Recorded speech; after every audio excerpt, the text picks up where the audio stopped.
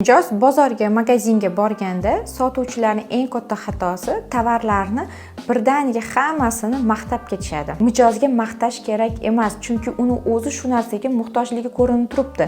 Unga tovarlarni yaxshi jihatlarini bildirish kerak.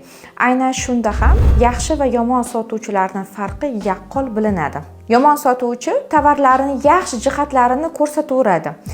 Yaxshi sotuvchi esa birinchi navbatda do'konga kirgan mijozni kuzatadi, nimaga diqqatini qaratyapti, nimalarni ushlayapti va eng birinchi navbatda savol beradi. Savol berib, uni eshitgandan so'ng esa unga o'zini fikri bilan qaysi tovari unga to'g'ri kelishini, yaxshi taraflarini ko'rsatishni boshlaydi. Doim biz mijozlarga muloqot orqali sotuv qilamiz.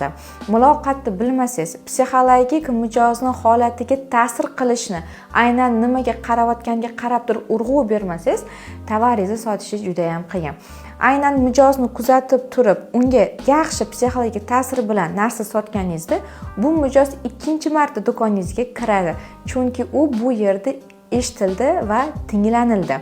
Agar siz shunday tovarni sotib chiqarib yorsangiz, u keyingi safar bu yerga kirib o'tirmaydi. Boshqa do'kondan ham kerak bo'lgan narsasini topib olib ketishi mumkin.